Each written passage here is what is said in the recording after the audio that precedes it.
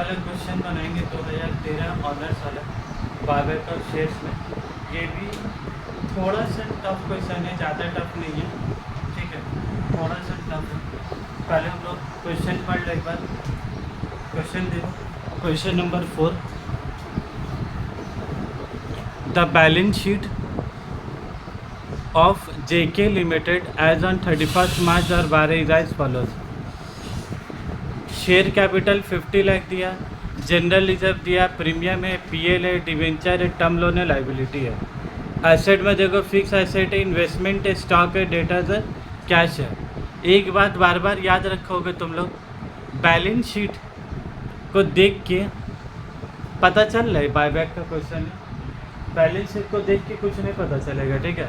नीचे जो additional information होगा वहीं लिखा होगा, the share holder adopted the resolutions on the date of the balance sheet. तो देखो क्या जब है, to buyback 20% of the paid up capital at ₹15 each. कितना बायबैक करेंगे आप, वो 20%। और कंपनी लॉ में मैक्सिमम परमिटेड बाय लॉ कितना बोलो, 25%। तो 20 तो कर ही सकते हैं, क्या ज़रूरी है 25 ही करने होगा। कंपनी जब 20 कर रहा तो 20 ही करेंगे। हाँ, अगर बोल देता परमिटेड बाय लॉ तो फिर हम लोग 25% करते। फिर क्या बोला, to issue 5008% preference share of ₹100 each at a premium of 10% to finance the buy back of shares. क्या बोला वो, 5000 प्रेफरेंस शेयर इशू कर रहे हैं, ₹100 फेस वैल्यू है, प्रीमियम 10%, मतलब 110 रुपये हो गया। और कितना में, और उस ये जो पैसा है उसको किस में इस्तेमाल करेंगे, to finance the buyback of shares.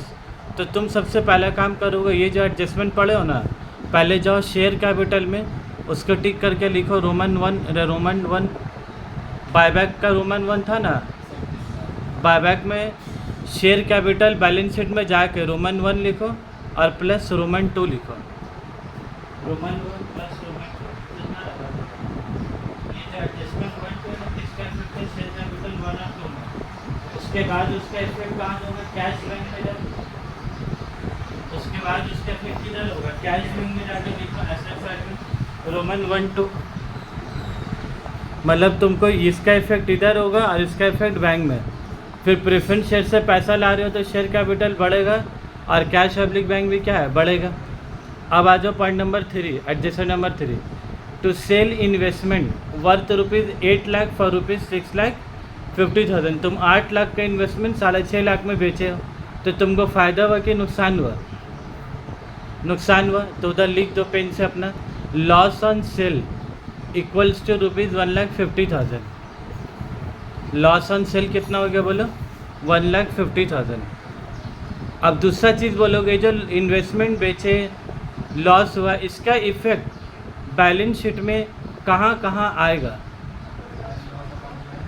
PL account में आएगा, जाके उधर टिक करके लिखो। तो अब adjustment number 3, profit and loss account tick करो और वहाँ लिख दो तो एडजस्टमेंट नंबर 3। उसके बाद आओ एसेट में, इन्वेस्टमेंट में आओ, इन्वेस्टमेंट में लिखो 3, और उसका तीसरा इफेक्ट किधर हो जाएगा, कैश में लिखो 3। इसका इफेक्ट एक जगह आएगा कि 3 जगह आएगा, 3 जगह आएगा। इन्वेस्टमेंट बेचे तो नुकसान हुआ, उसका एक इफेक्ट हो गया तुम्हारा PL अकाउंट में, दूसरा इफेक्ट हो गया उधर, और तीसरा इफेक्ट किधर होगा तुम्हारा कैश में। जो 8 लाख का चीज़ 6.5 लाख में बेचे हो तो 6.5 लाख रुपये तो आ रहा है ना, तो कैश बढ़ेगा तुम्हारा 6.5 लाख रुपये से। तो एक इफेक्ट हो गया PL में, इन्वेस्टमेंट में और फिर कैश में। तो कैश में देख रहे हो तुम लोग कितना आइटम लिखे हो, 1 + 2 + 3। उसके बाद आ जाओ number 4, to maintain a balance of 3 lakh in general reserve. तो इसका इफेक्ट किधर जाएगा, जनरल रिजर्व में। जनरल रिजर्व जाओ और वहाँ लिख दो रोमन 4, और रोमन 4 लिख के वहाँ एक चीज़ और क्या लिखोगे बोले तो, ये जो 6.5 लाख का जनरल रिजर्व देख रहे हो ना, वो 3 लाख क्या बोले, इस्तेमाल करने बोले कि इस्तेमाल नहीं करने बोले, नहीं करने बोले। तो तुम कितने इस्तेमाल करने बोले, 3.5 लाख। तो तुम वहाँ लिखो, वो जो 6 लाख जो लिखा हुआ है ना, 6.5 lakh, 6.5 lakh minus 3 lakh equal to 3,50,000। 6,50,000 minus 3 equal to 3,50,000। तो ये भी क्वेश्चन में तुमको क्या है कि इन्वेस्टमेंट बेचा, प्रेफरेंस शेयर से पैसा लाया, और फिर क्या बोला, you are required to pass journal entry to record the above transaction and prepare the balance sheet immediately after buyback। तो यहाँ जर्नल एंट्री भी पास करना है और साथ ही साथ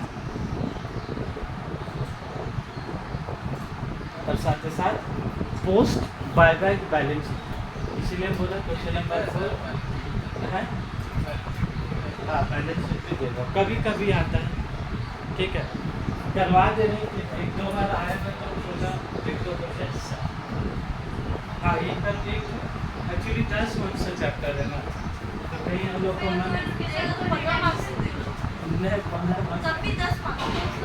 15 मार्क्स का जब चैप्टर करोगे ना तुम लोग अपने आप समझ में आ जाएगा। ठीक है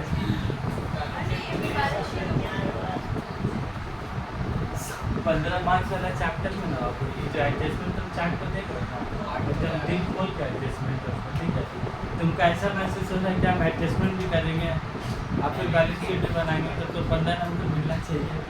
ये क्वेश्चन उतना ज़्यादा टफ नहीं है जिसके लिए चैप्टर 15 मार्क्स का है, 15 मार्क्स का है। Final account company final account 15 marks का है, वो वाला जब करोगे ना अभी तक लोग सॉल्यूशन बनाएंगे 2 पेज में ख़त्म हो जाता है, उसका सॉल्यूशन 1 पेज में 2 पेज में 3 पेज में, उसके बाद फिर कर ही आता है, फिर हम लोग इधर मिटाते हैं फिर बनाते हैं, ठीक है तो फिर ना है उसका 15 मार्क्स का लेंथ भी वैसे ही होता है।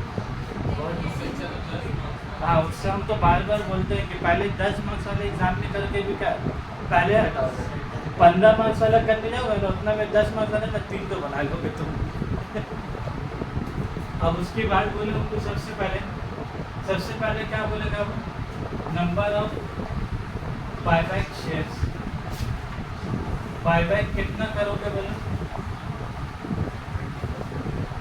20%, तो 20% किसका करोगे बोलो 50 लाख रुपया, 50 लाख का 20% करेंगे शेयर्स का, फेस वैल्यू 10 रुपये तो नंबर ऑफ शेयर्स कितना हो गया 5 लाख, तो 20% इंटू 5 लाख शेयर्स तो कितना हो जाएगा बोला था नहीं तो आप कितना 1 लाख शेयर होगा। और इस शेयर्स को जब तुम बायबैक कर रहे हो तो कितना रुपये में बायबैक कर रहे बोला था, जो 1 लाख शेयर्स का बायबैक कर रहे हो कितना रुपये में 15 रुपये है ना, तुमको उसका बाइफरकेशन करने होगा फेस वैल्यू और प्रीमियम और बायबैक, तो 1 लाख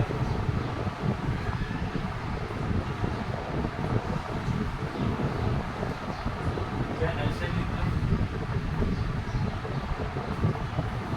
1 लाख शेयर इंटू 15 कितना हो जाएगा 15 लाख रुपये हो जाएगा, लेकिन 15 लाख का फेस है तो कितना जाएगा 10 रुपये करके कितना जाएगा 10 लाख रुपये,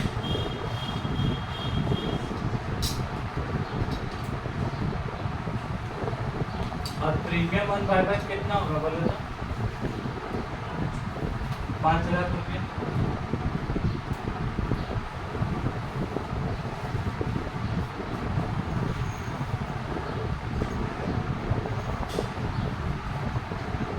और टेबल को हम लोग सजाते कैसे, यहाँ पर हम लोग क्या लिखते हैं सिक्योरिटी,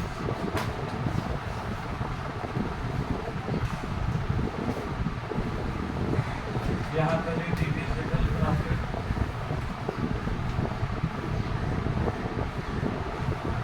और यहाँ पर ही प्रोसीड्स फ्रॉम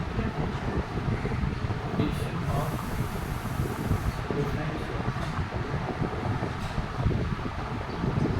अब तुम लोग एक एक करके जनरल रिजर्व चेक करने होगा कि कितना रुपया है सब में। तो हमको एक बात बताओगे, सिक्योरिटीज प्रीमियम में बाबू तुम लोग टिक लगा के एडजस्टर नंबर 2 लिखी थी, देखो तो लिखो सिक्योरिटीज प्रीमियम में टिक लगा के एडजस्टर नंबर 2 लिखो, क्यों लिखा है बोलो तो एडजस्टर नंबर 2 उसमें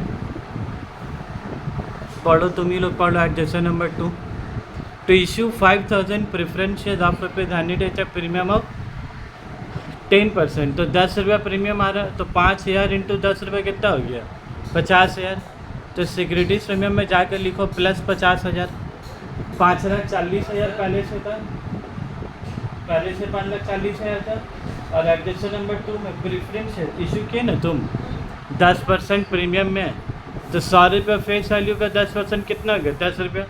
तो 5,006 इंटू 10 रुपये कितना हो गया? 50,000। तो तुम्हारे पास प्रीमियम अब टोटल कितना हो गया बोला? 5,90,000। उसके बाद इन्वेस्टमेंट का तो हम लोग कर ही चुके।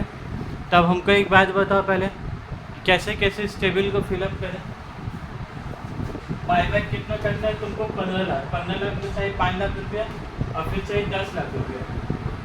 तो 5 लाख रुपया देखो सिक्योरिटी सर्वे में है वो एकदम भर दो झोली के तरह। पहले का 5,40,000 था, अभी 50,000 आया तो कितना हो गया? 5,90,000। लेकिन हम लोग ज़रूरत कितना?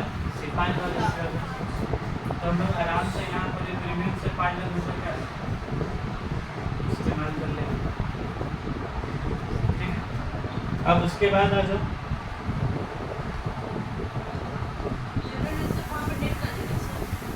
General reserve. हाँ, जनरल रिजर्व मिल कर दो। इससे पैसा इस्तेमाल करने का कोई रिक्वायरमेंट ही नहीं है। मतलब ऑलरेडी तो प्रीमियम में 5,90,000 था, चाहिए 5 लाख रुपया, तब भी 90,000 वहाँ क्या बचा हुआ। वो 90,000 तुमको कहाँ याद रखना बोलो तो? ये लोग पोस्ट बैलेंस शीट बोला है बनाने, मतलब बायबैक करने के बाद का बैलेंस शीट। तो बायबैक करने के बाद का बैलेंस शीट बनाओगे तो वहाँ प्रीमियम कितना आएगा? 90,000 रुपये। 5,90,000 में 5 लाख इस्तेमाल करोगे तो कितना बचेगा? 90,000।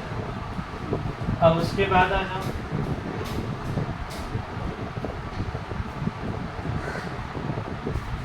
उसके बाद देखो रिजर्व का पैसा बताओ कैसे कैसे इस्तेमाल होगा।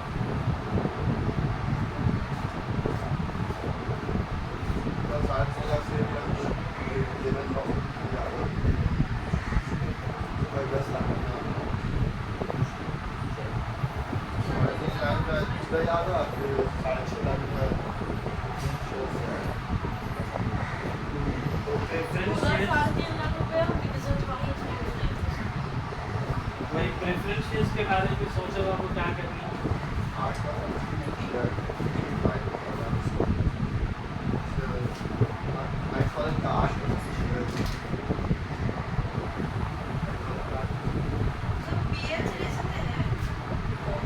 साढ़े 6 लाख में से 3 लाख के जनरल रिजर्व में कितना हो गया? 3.5 लाख। अब प्रॉफिट एंड लॉस अकाउंट में कितना बचा? प्रॉफिट एंड लॉस अकाउंट में कितना बचा? 3,75,000। और 1.5 लाख रुपया जो नुकसान हुआ उसमें, तो 3,75,000 माइनस 1.5 लाख रुपया करो।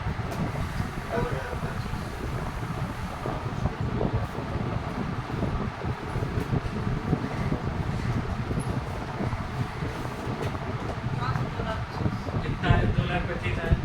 लेकिन क्वेश्चन में तुमको एक बात बोलो, क्या बात बोला क्वेश्चन में? बोले तो प्रेफरेंस शेयर ये लोग इशू क्या इशू क्या? प्रेफरेंस शेयर इशू क्या? कितना प्रेफरेंस शेयर ये लोग इशू क्या? 5,000 प्रेफरेंस शेयर इशू किए 110 रुपये करके। तो तुम्हारे पास आया पैसा कितना बोले? 5,000 प्रेफरेंस शेयर इशू किया 110 रुपये करके, तो तुम्हारे पास आया कितना? 5.5 लाख रुपये। लेकिन याद क्या रखोगे, ये जो 110 रुपया ना, इसमें परेशानी का 110 रुपये। फेस वैल्यू कितना? 5 लाख रुपये। अब प्रीमियम कितना? 50,000 रुपये। क्या तुम 10 लाख में से क्या तुम 5.5 लाख रुपये इस्तेमाल कर सकते हो? तुमको 10 लाख रुपये देना है इक्विटी शेयर को, तो उसके लिए तुम क्या इशू किया?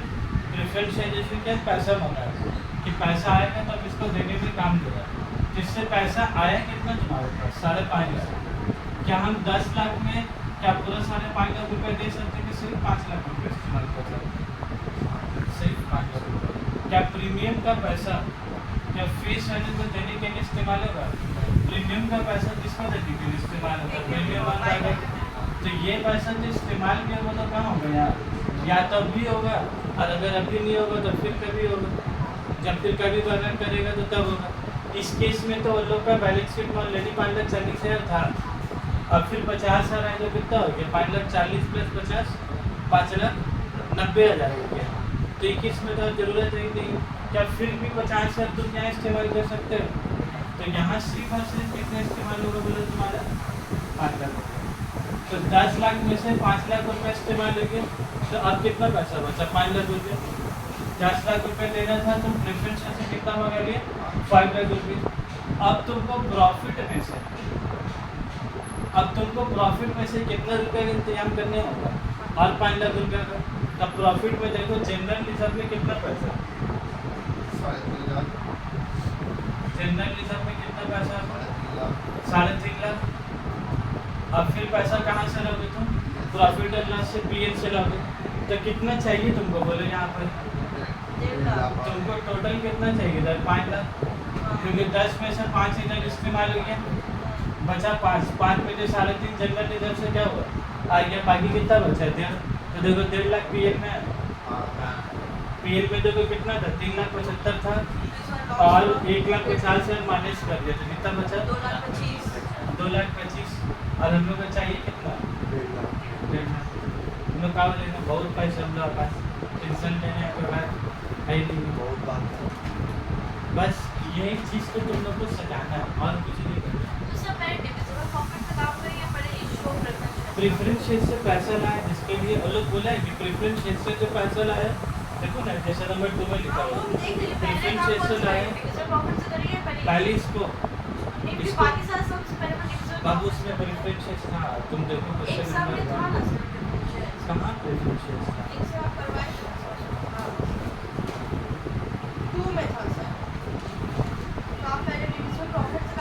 वहाँ पर लोग तुम देखो ना सफिशिएंट नंबर नहीं था, खाली प्रेफरेंस देखो लोग क्या लिखा हुआ सफिशिएंट नंबर ऑफ प्रेफरेंस है।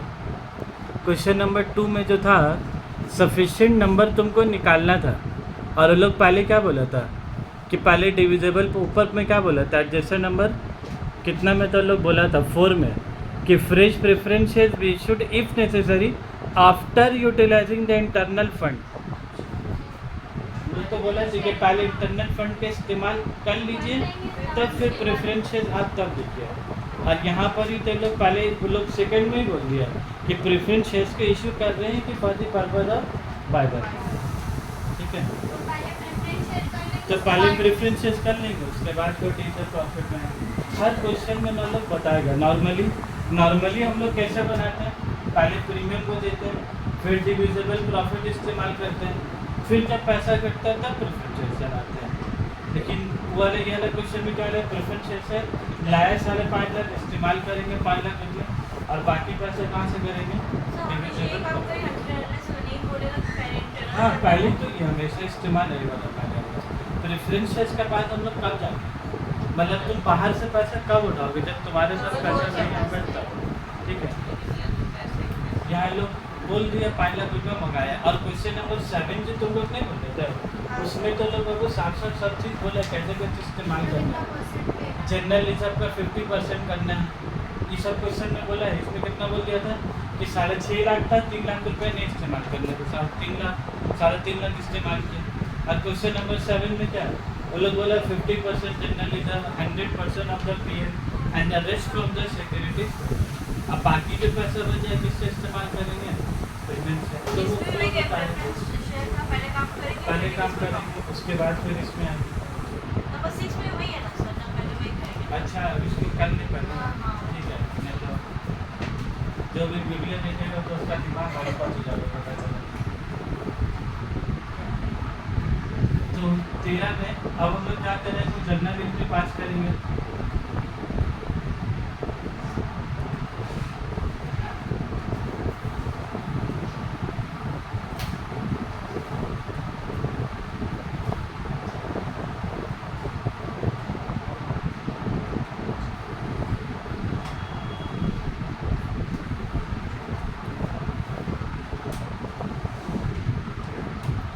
अब जनरल एंट्री कैसे कैसे पास करोगे, यहाँ तो लिखे ना होगा जो 5 लाख रुपया है, ये जो हम लोग इतना मेहनत से तो निकाला हम लोग को सब निकाला।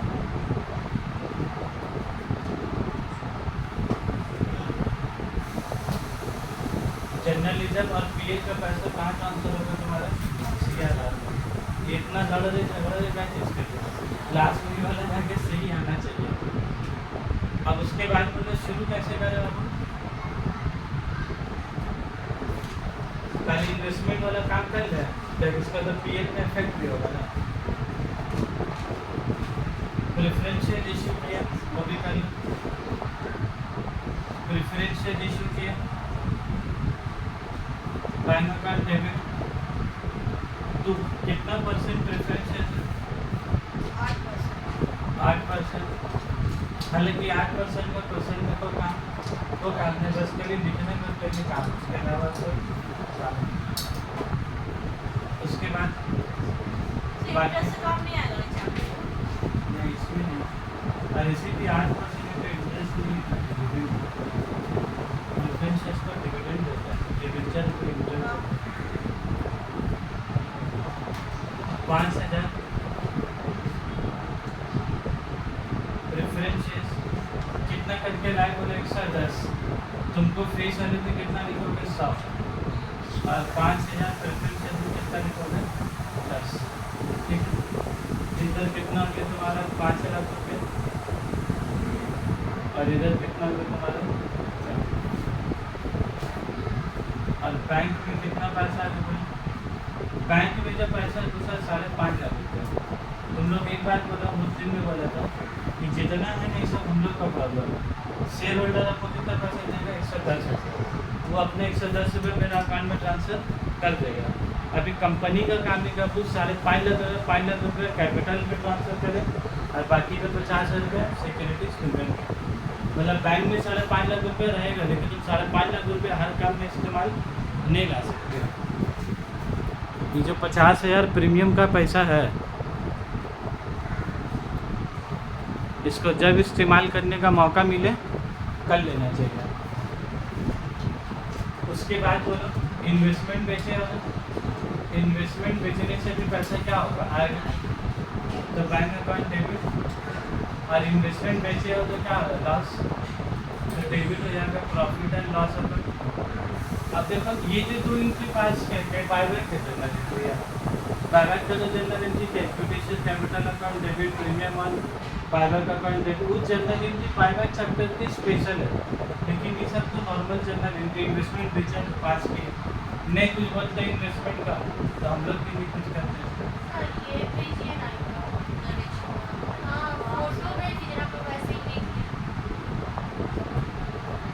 कितना रुपया हो गया बोलो तो इन्वेस्टमेंट का, इधर कितना लिखेंगे इन्वेस्टमेंट? तुम कुछ भी कोशिश किए थे घर में, तो होमवर्क दिया था कि तुम सीधा होमवर्क के साथ 4 फुट बनाए थे कम से कम।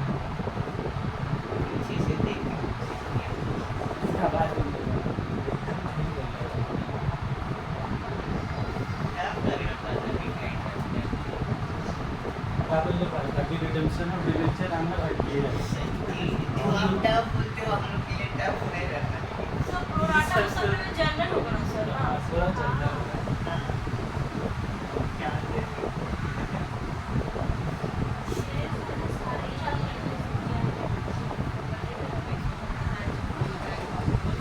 उसके बाद बोलो इन्वेस्टमेंट बेच दिया, शेयर से पैसा लेके आ गए, अब बायबैक का जनरल एंट्री पास करेंगे। अब बोलो बायबैक का जनरल एंट्री क्या होगा? अब यहाँ से तो असली बायबैक का जनरल एंट्री क्या होगा? अब शुरू है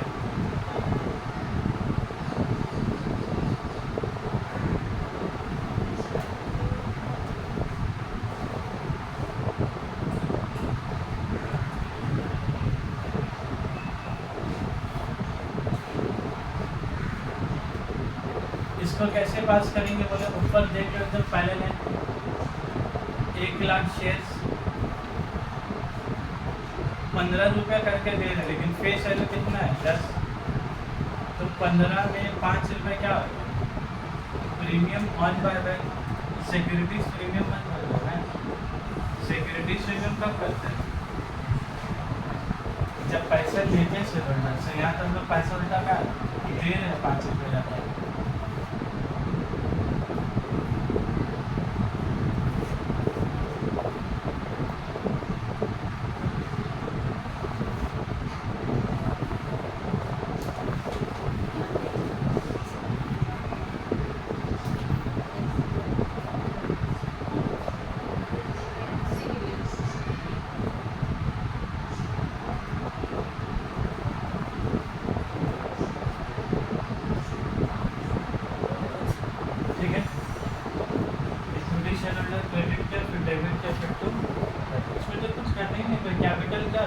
होता है। लेकिन कैपिटल क्रेडिट कब होता है? जब पैसा उठाते हैं। लेकिन आज उठा रहे तो आज दे रहे तो एंट्री क्या होगा? रिवर्स वाला तो बोला बायबैक का जो जनरल एंट्री है सब रिवर्स है। तुमको ओरिजिनल एंट्री क्या है? Issue of share to original और बायबैक को उसका रिवर्स करना है।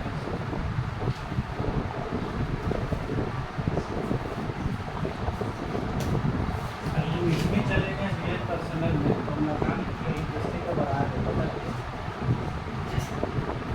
पहली बात तुम कैसे चली होगा कि प्रेफर कैपिटल है, रियल है कि पर्सनल है कि नॉमिनल है। उसके बाद फिर तुमको सोचनी होगा वो क्रेडिट का कीवर्ड होगा कि क्रेडिट वर्ड कम से होगा कि क्रेडिट और इनकम में गेन होगा, क्योंकि क्रेडिट में भी तो तीन तीन क्रेडिट है। तो अब तुम मन से नहीं जाओगा कि ठीक है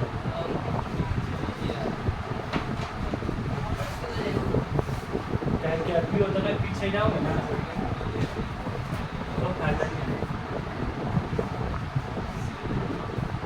तो सब डायलॉग है कि ज़िंदगी में आगे बढ़ने के लिए पहले ज़िंदगी में पीछे रहने वाला ठीक है। उससे इंस्टाग्राम का नहीं ठीक है, दिल में से रील देख के दिल बनने ले लो कि ज़िंदगी में आगे बढ़ने के लिए कभी ज़िंदगी में पीछे होने बहुत बात ठीक है। लेकिन मस्त है, लेकिन मसला ऐसा है कि बहुत नहीं है पीछे जाने का। सेमेस्टर 5 से 4 और 11 में चले जाओगे तो 5 पे एग्ज़ाम आ जाना है। उसके बाद बोलो ये पास कर दिए, लेकिन उसके बाद तुम्हें क्या पास करना होगा? ये जो प्रीमियम और बायबैक के 5 लाख रुपया ये कहाँ से आ जाएगी? क्या होता है? Securities premium. तो सिक्योरिटीज प्रीमियम अकाउंट क्या होगा? डेबिट होगा कि क्रेडिट होगा? डेबिट होगा। और ये प्रीमियम और बायबैक क्या होता है? डेबिट। तो आज जब पैसा दे रहे तो प्रीमियम और बायबैक क्या हो जाएगा तुम्हारा? क्रेडिट होगा। कितना हो गया? 5 लाख। उसके बाद फिर बोलो अब ये पास कर दी, अब उसके बाद क्या पास करना तुमको? ये वाला ये जनरल रिजर्व का पैसा दिए, पीएल का पैसा दिए, ये दोनों पैसा कहाँ ट्रांसफर होगा? तुम्हारा CRR में। ठीक है, तो जनरल रिजर्व अकाउंट डेबिट,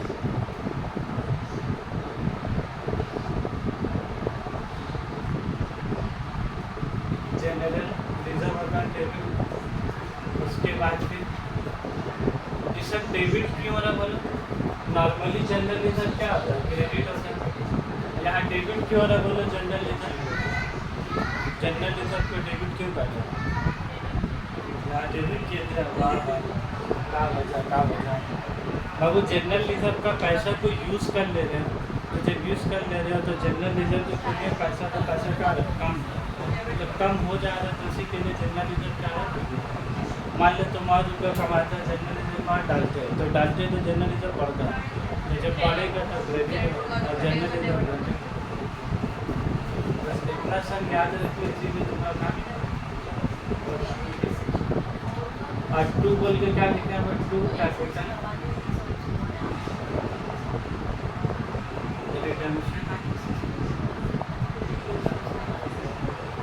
इसके बाद और तो कुछ पास नहीं होगा।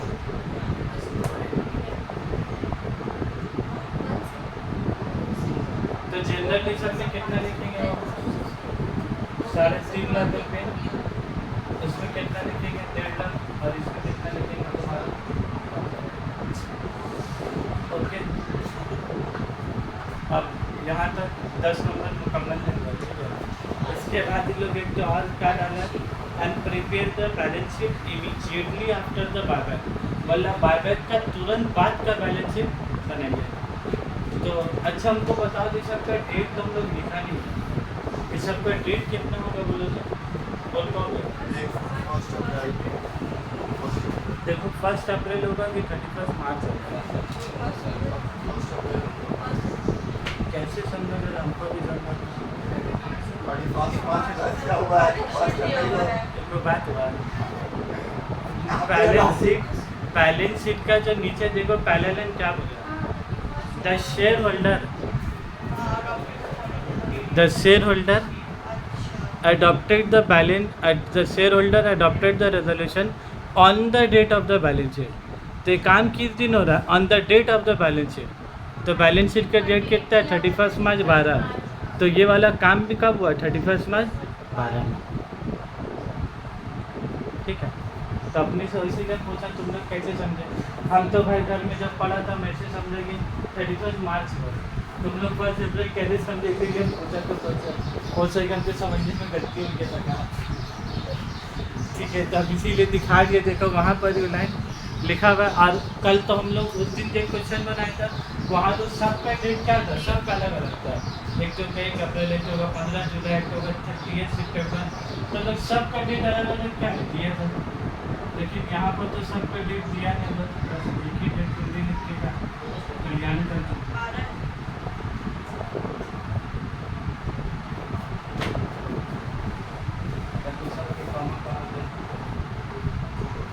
अब उसके बाद जब अगर तुम लोग को बैलेंस शीट बनाना है, ये बैलेंस शीट बनाने में तुमको बहुत ज़्यादा समय नहीं लगेगा।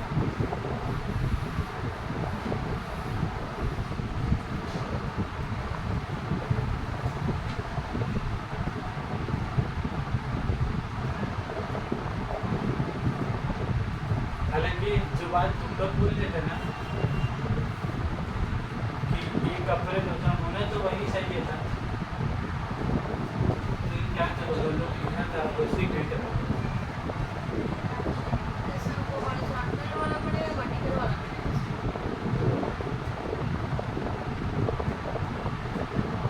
बैलेंस शीट कौन सा वाला?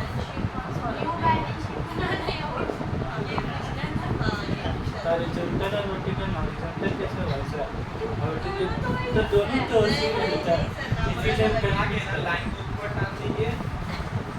अच्छा, वो तुम लोग ऐसा ना बोले कि सर ऐसा वाला पड़ेगा या दोनों तो वर्टिकल ही हुआ, इसीलिए कंफ्यूज आ गया।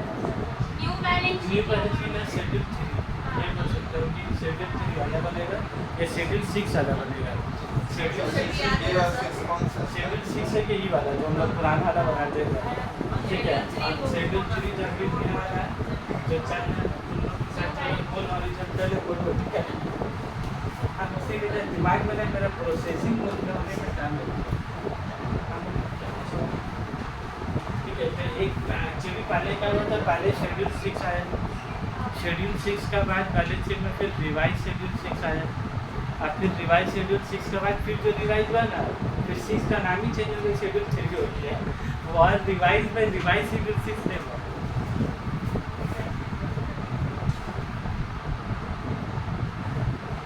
और तुम लोग तो क्लास 12 में भी पढ़े होंगे ना, तो 12 से भी तुम लोग का तुम लोग को जमाना से तुम लोग का ICC बोर्ड वाला शेड्यूल 6 भी था, इशू प्रोडाक्ट का था,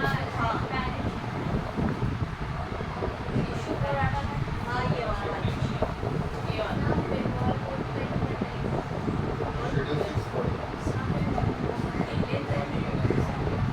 उस टाइम में दिल्ली बोर्ड में शेड्यूल में आज से पढ़ते थे हम अकेले थे तो 1920 का टाइम में जिन लोगों का शेड्यूल 3 आ चुका था।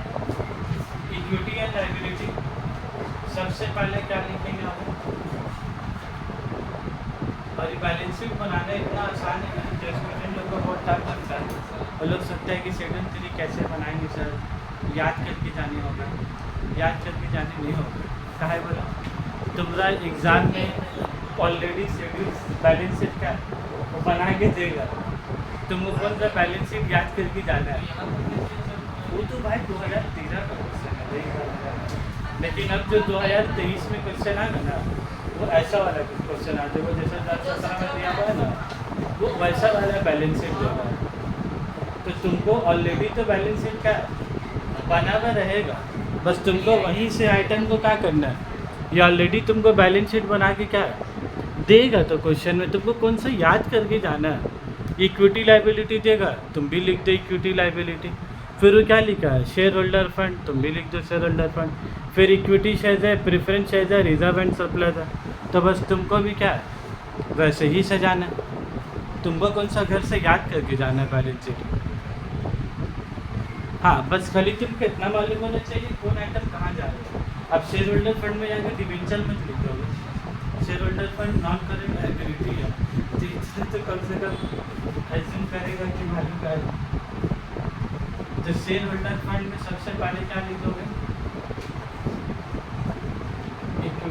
शेयर कैपिटल बोलो तो कितना है आफ्टर बायबैक। आफ्टर बायबैक बनाने के लिए तुमको क्या देखना होगा, पहले बिफोर वाला बैलेंस शीट देखो। बिफोर बैलेंस शीट में देखो शेयर कैपिटल कितना था, इक्विटी शेयर 5,50,00,000 रुपया था। 5 लाख शेयर बात करो, 5 लाख में से तुम 1 लाख क्या कर लिया बाय बैक, तो 5 प्लस 1 कितना हो गया 6 लाख। बोल दो 6 लाख। अरे तो 5 में से 1 लाख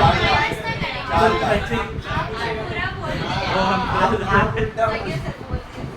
तो 5 में बायबैक करने से तो कैपिटल बढ़ रहा है कि घट रहा, तभी तो इधर पर कैपिटल क्या है नॉर्मली कुछ से कैपिटल क्या है एक है।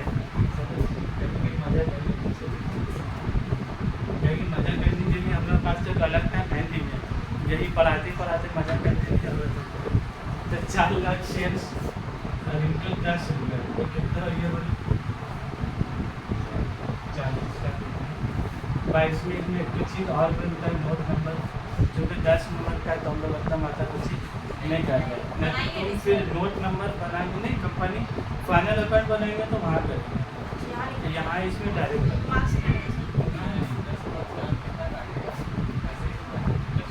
तुमको टाइम भी तो मैनेज करते हुए चलने वाला। आपको 10 मार्क्स में 40 मिनट इसी को दे दोगे, 10 मार्क्स मतलब 18 मिनट दिया जाता है।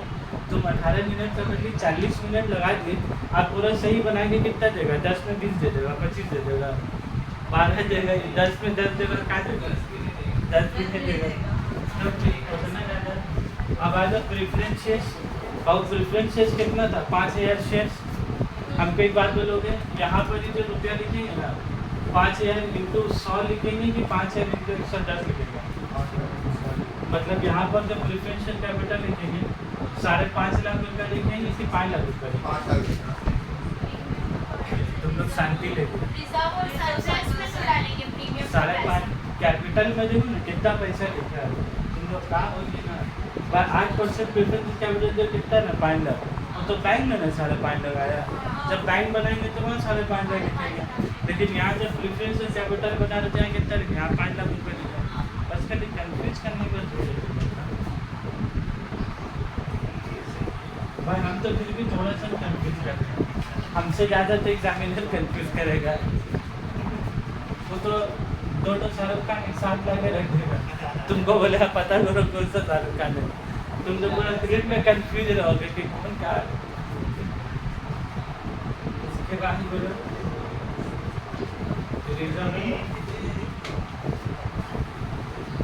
और इसके बाद का आइटम बैलेंस शीट से देख लो कैसे बताना।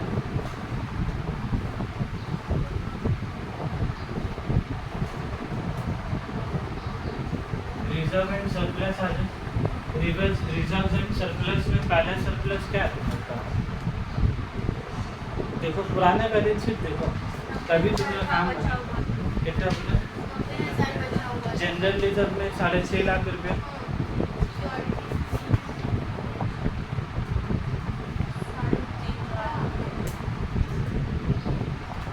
जनरल रिजर्व कितना है बोला 6.5 लाख रुपये था। 3 लाख रुपये का तो बोल दे तुम हाथ भी नहीं लगा सकते, तो पहले भी नहीं।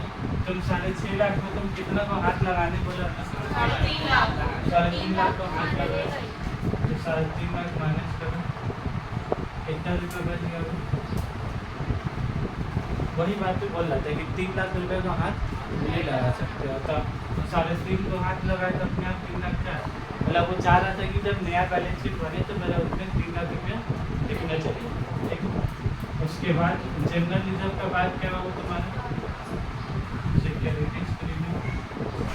तो बैलेंस शीट बनाने का बहुत बड़ा बात नहीं है, कुछ कर रहे हैं बस पुराना को देखना नया को क्या बनाना। सो इजी है वो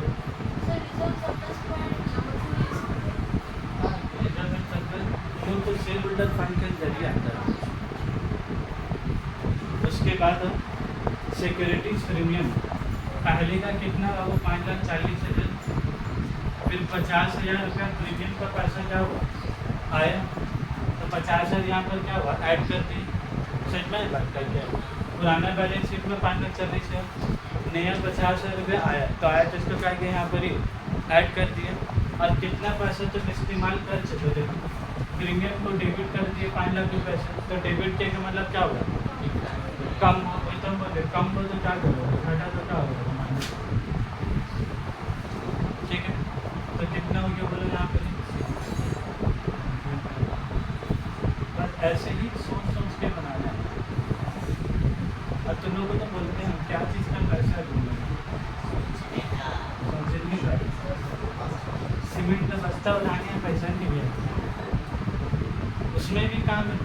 एक तो लेबर है जो खाली बस्ता उठा के नीचे से ला के दे रहा 4 तल्ला, और दूसरा वाला का खाली सीमेंट ऐसे दीवार में डालना, टाली चिपका रहा है, उसको ज़्यादा पैसा। फिर नीचे से धो के डाल, उसको पैसा में मिला उला के मसाला का बना उना के तुमको गमला में देगा, तुम खाली उठा के सीधे का मारो। प्रॉफिट एंड लॉस अकाउंट कितने बोलो? 3,75,000। हाँ, जिसमें से 1.5 लाख रुपया लॉस हुआ था, तो लॉस होने से प्रॉफिट क्या हो गया? कम हो गया, इसीलिए क्या हो गया? -1.5 लाख। उसके बाद पीएल में और पैसा कम हुआ 1.5 लाख रुपये। समझ में आएगा? एक सी वाला 1.5 लाख डेबिट हुआ और एक वाला 1.5 लाख क्या डेबिट हुआ, तो दोनों को माइनस करो तो कितना बना? बस तो वही तो बोल रहा है कि बैलेंस शीट आफ्टर पोस्ट बारह लेने के बाद अब बैलेंस शीट में क्या क्या बचा, बड़ा घटा। ठीक है, बोलिए। ये 1.5 लाख और ये वाला 1.5 लाख जो बाईबैक करने में 1.5 लाख रुपये का हुआ, ये वाला अलग वाला 1.5 लाख है और ये वाला अलग वाला 1.5 लाख है, वो अलग से बात है। तो इन्वेस्टमेंट का लॉस हुआ और ये फेस वैल्यू को देने के लिए इस्तेमाल किया। ठीक है, तो सेम 1.5 लाख नहीं है। ठीक है, उसके बाद आ जाओ नंबर 2 में क्या लिखोगे? वो नॉन करेंट लायबिलिटी। और ये भी मीटिंग में क्या बोले, याद करना है। मतलब बैलेंस शीट देगा और पूरा क्वेश्चन पेपर में तुम्हें बैलेंस शीट देगा इस बार, तो तुम एक तो से कन्फ्यूजन कहोगे, दूसरा क्वेश्चन देखोगे, डिक्शन का काम आता है, क्योंकि सही बैलेंस शीट वाले ही क्वेश्चन देने वाला तो बैलेंस शीट देख के बस खाली एडलेस क्वेश्चन तो छापना ही है बैलेंस शीट में, खाली कोई तो बड़ा रखा है उसका क्या एडलेस करना। अरे जितना भी एडलेस किया ना बाबू, नोट नंबर देख रहे हो ना, फिर एक तो नोट नंबर बनाने होगा, तो तुम्हारा टाइम बहुत ज़्यादा 15 मार्क्स वाला में बनाएंगे, 10 मार्क्स वाला में यहीं का यहीं कर देंगे। उससे पहले जो दिमाग इस तरफ खर्चा होगा तो वही का तो पैसा दे रहे, पैसा नहीं देना सर, वही मार्क्स 10 मार्क्स। कैलकुलेशन से दिमाग खड़ा रखिए। अब बोलो नॉन करेंट लायबिलिटी में क्या लिखेंगे वो? 12% डिवेंचर कितना? 25 लाख रुपये। उसके बाद फिर क्या है? टर्म लोन बोला भाई, टर्म लोन समझ रहे हो तुम लोग?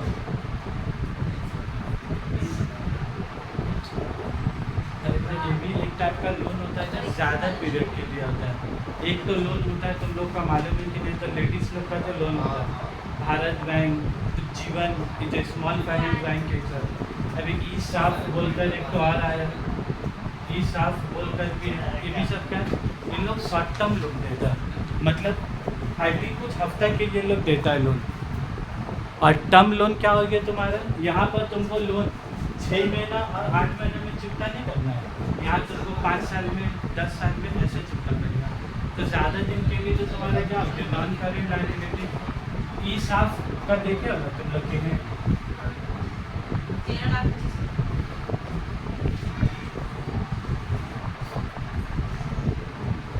13 लाख 25 है।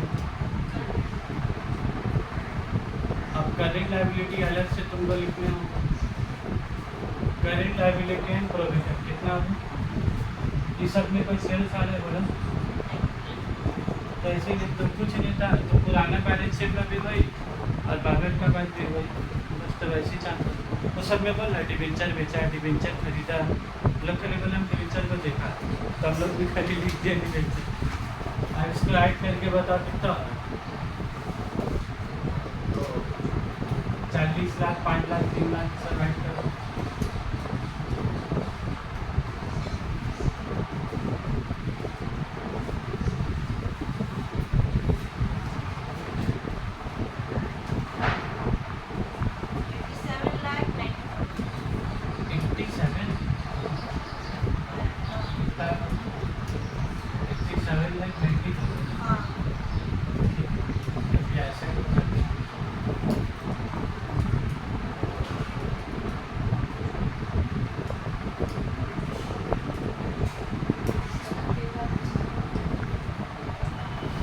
उसके बाद देखो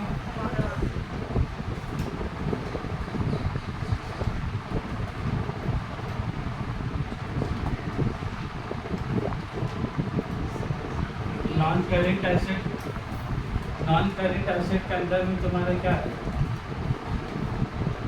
टेंजिबल फिक्स एसेट कितना है? वो टेंजिबल फिक्स एसेट 96 आ रहा है सर, ज़्यादा आ रहा है। 96 लाख 57,000 आ रहा है। क्या लाइब्रेरी में तुम लोग ने बताया सर और ज़्यादा आ रहा है। उसके बाद तुम्हारा रुपया तो है ना भाई, कुछ बढ़ रहा है 96 लाख 57,000। 40 या 5 में है हाँ सर, सही बोले सर।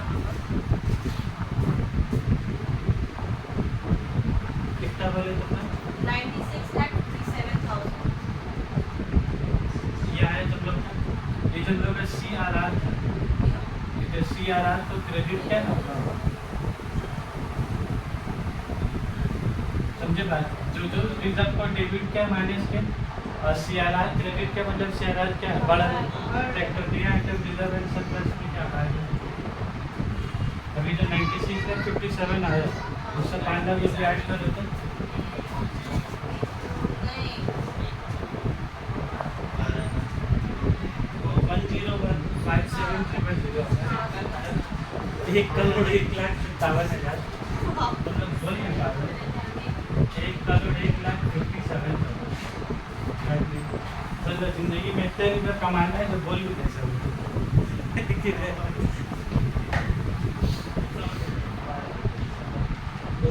स्टूडेंट एग्जाम्पल जो गरीब दौड़ाई है मतलब उसका डेली का इनकम 25 लाख रुपये, तो बोला सर 4 दिन में 1 करोड़ रुपये कमा लेते हैं। तो पगला ही गया, बोला 4 दिन में 1 करोड़, तो पूरा साल में 1 करोड़ 1,57,000। बोलो टेंजिबल फिक्स एसेट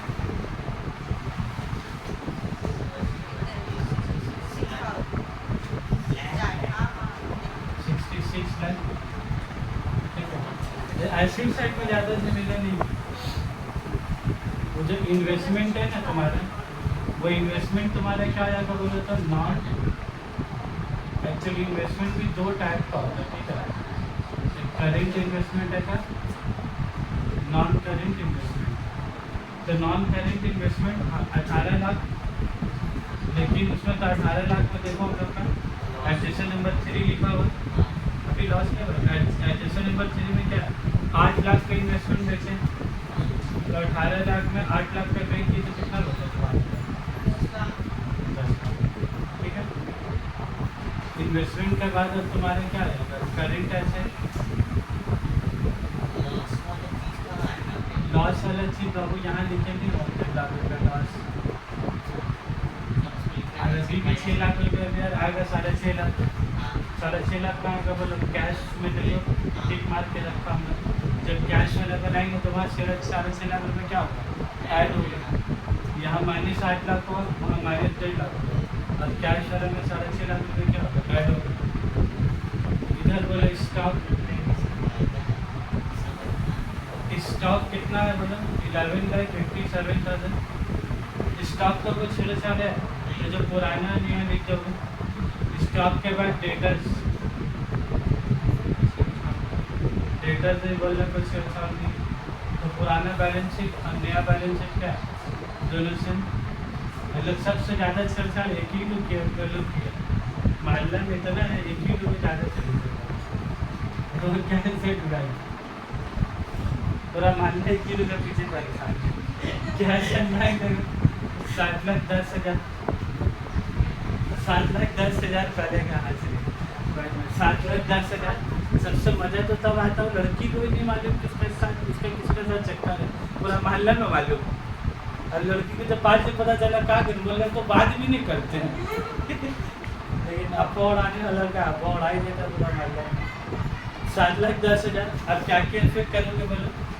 पहले का 7,10,000 सर जो बैंक आया तो क्या होगा? बैंक डेबिट 5.5 लाख रुपये, तो 5.5 लाख रुपये क्या होगा बोला?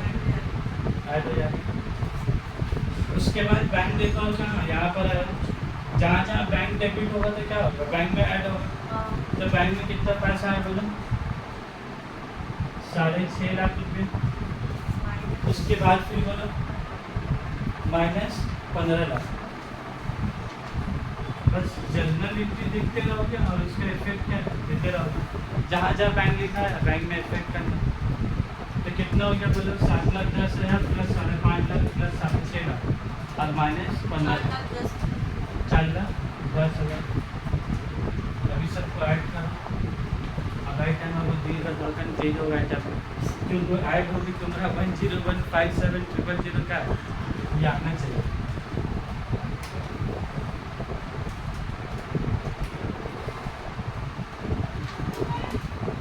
सब टाइम में एग्जाम में भी हार्ड बुक दे दिया आ गया।